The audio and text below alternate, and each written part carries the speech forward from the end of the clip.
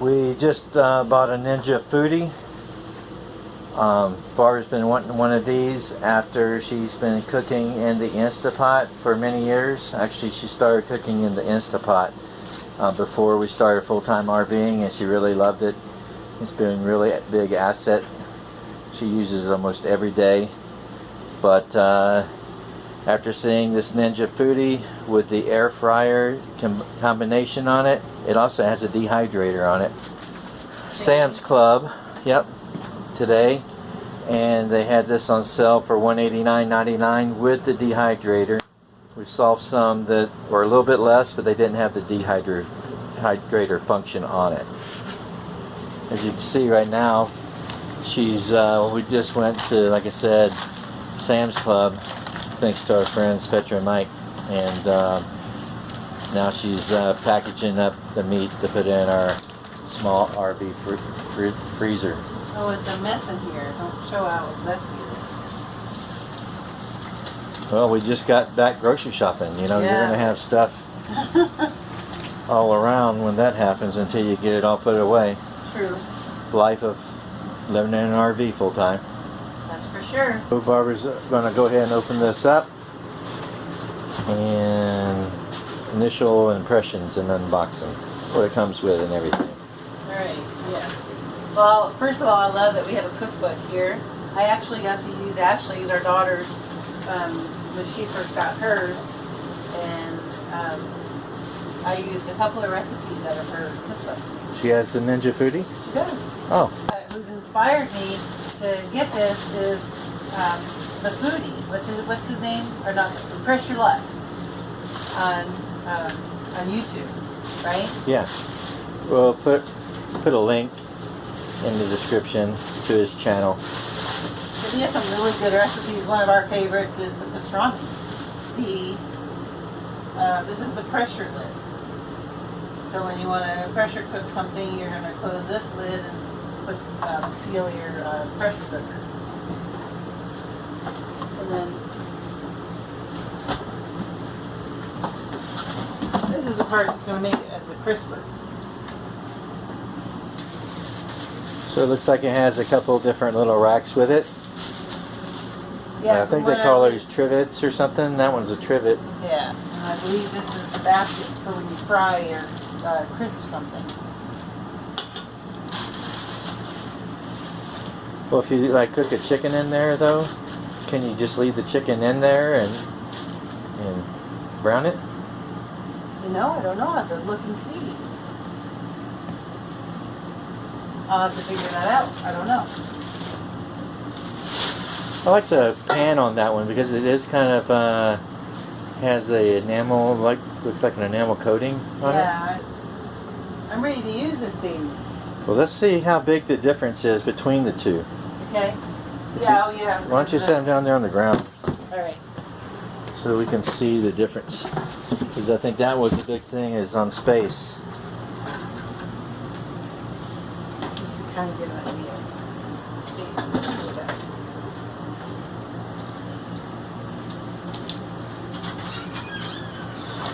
And there's where we store our Ninja, don't look at my dirty pantry. our Instapot in there. I don't think it's very dirty. It's pretty messy in here. So this is where we store our Instapot in our pantry. One thing we really love about this Grand Design reflection is the pantry space in My there. pantry's nice and big. Yeah, it does have a lot of stuff in there, but I like to have a well-stocked pantry. well, it's not as big as the pantry we had in our house, so. That's a little bit bigger. I think what makes it it's going to take up a lot of space is that extra lid, the crisping lid that goes down. So now I have to find. If you put that down a little bit, what's it look like? Well, if I put it down, I might be able to store it in the pantry. Yeah, you can store it up there. So we have the 6.5, I think it's 6.5 quart Instapot. I don't know. I want to see if it fits in my pantry. Let's check it out.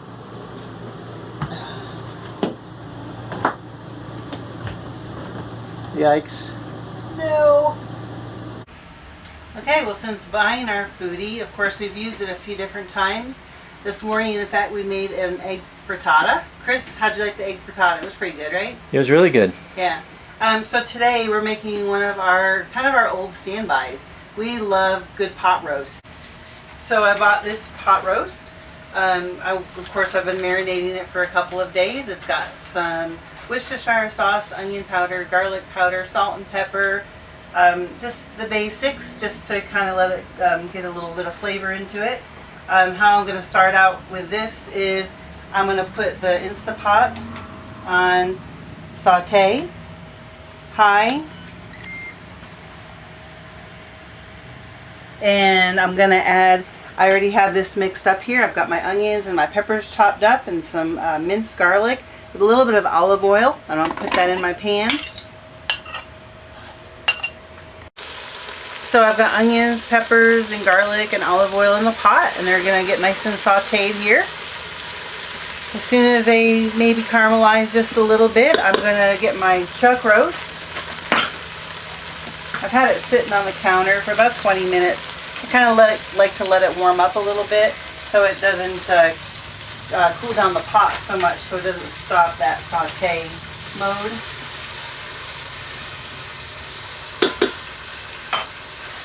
So I'm going to go ahead and get the chuck roast put in there.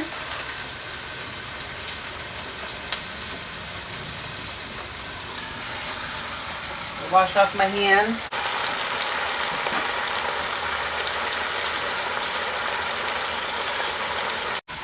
So far, we've really enjoyed the Ninja.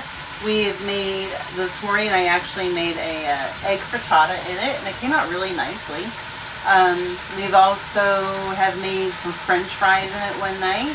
I just diced up some potatoes, or sliced them up, and put them in here with a little bit of olive oil and salt and pepper, and they came out pretty nice. We also made, one night I made a chicken parmesan in here. It came out really, actually very crispy. I really like that. The chicken was very moist on the inside. I should have taken some pictures. I made some cod in here, which was okay. I followed the recipe out of the Ninja cookbook, and what? It was okay. Chris is shaking his head.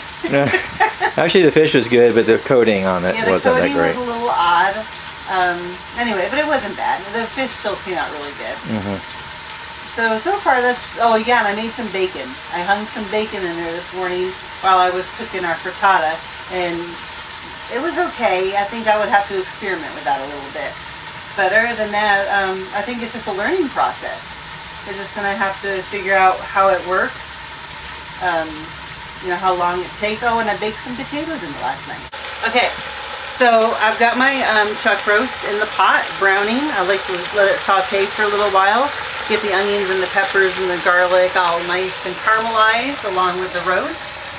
In the meantime, I've got my vegetables cut up over here. Chris and I really enjoy a lot of carrots and celery in there. So I've got a lot of those cut up. I've got a little bit of potatoes cut up. I'll also add a can of tomatoes, just whatever you have in your pantry. These are fire roasted Walmart petite diced tomatoes. And this is just a little bit of flour, some beef bouillon, some thyme, and I think some salt and pepper is what I threw in there. Pressure cook it. So I'm going to set it, I put about a cup of water in there. And you want to see what it looks like so far? So there's about a cup of water in there. It's been nicely seared. So that looks good.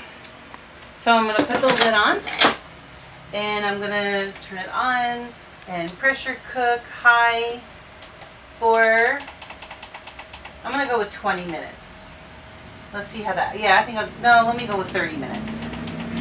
You sure? Yeah. I'm going to go to 30 minutes and start. Make sure my seal is sealed. And let that go for 30 minutes. The roast has been cooking for 30 minutes now. I'm doing a quick release on it. And as soon as it's done and the lid opens up, I'm going to go ahead and throw in my vegetables.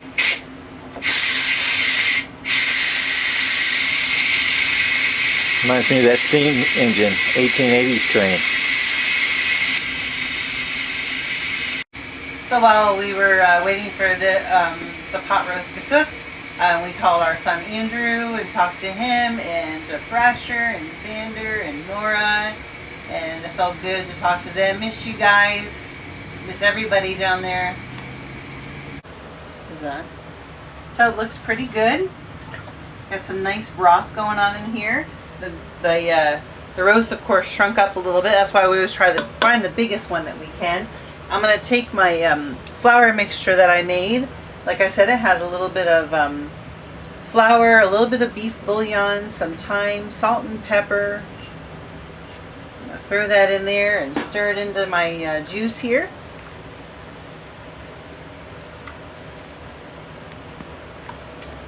All that does is kind of help it to thicken up a little bit.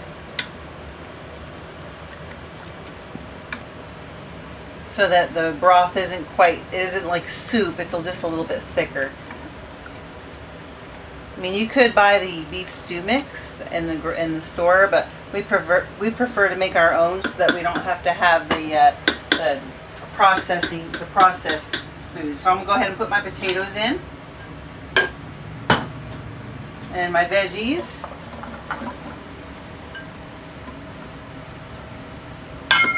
My can of tomatoes, and it looks like I need a little more liquid, so I'm going to get maybe about another cup of water. Now those of you who go camping or stay in campgrounds, RV parks, you know that sometimes the water is not the best, so we use a lot of bottled water. We'll go ahead and pour in another cup of water. The water comes right up to about where all my vegetables are. I actually might add just a little more. Kind of eyeball it. So everything looks pretty good. Alright, so everything has kind of got water on it. I'm going to go ahead and pressure cook this another 30 minutes.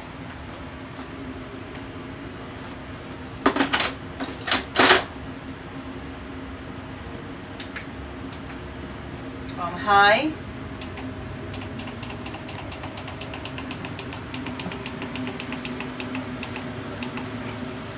And start. Okay, we'll come back in 30 minutes and check on it. Okay, so our 30 minutes are up, and I'm doing a manual release. Let's see how this pot roast came out.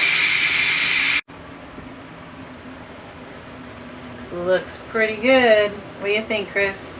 It looks hot. It looks, ooh, yeah, wow. Huh. Okay, so be careful because the top falls off. A little sealer, a little pressure sealer. Let's see how this looks.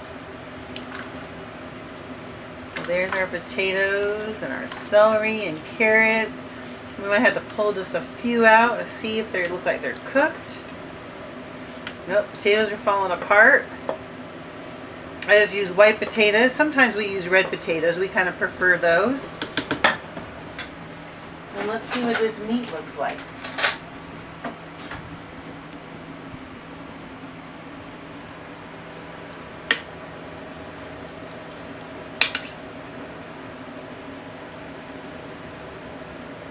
Yikes.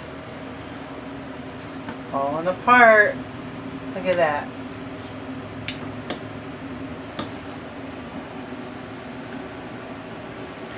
So how's it taste?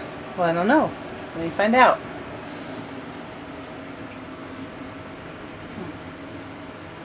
It's nice and tender. Got really good flavor. Let's see how these potatoes and such, make sure they're cooked okay.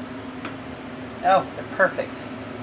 Not overly cooked. I think that doing the meat, the 30 minutes of pressure cooking, and then putting in your vegetables really does make a big difference so that your vegetables don't quite overcook. Hot. Really, really good. And my broth is a little bit thicker. Not too much. It could be a little bit thicker. I might thicken it up. Are the carrots and celery cooked? The carrots and celery are cooked. Let's see. Carrot. Perfect. Hot. Yeah, that sucker was boiling. Yeah. So now this will make us, we'll probably eat on this like the next 2 or 3 days at work because we'll be working the 10 to 8 shift this week. So about midway through, we'll go to have a dinner, and this will be nice and filling for us. So here are some pictures of our breakfast frittata that we made, and also some bacon. I have gotten much better at the bacon. Next thing that I made in our Ninja Foodi was some meatballs, and I actually fried them and baked them. Then I also made some spaghetti sauce, and the first meal that we had with that was some spaghetti squash with some sauce and meatballs and a lot of cheese. It was really good, and we baked that in the Foodi as well. And then the next thing I made with that sauce was some lasagna. So we're really enjoying our Ninja Foodi. So glad we bought it. If you guys have any recipe ideas that you'd like to share with me, I'd love to hear from you. And thanks for watching, guys.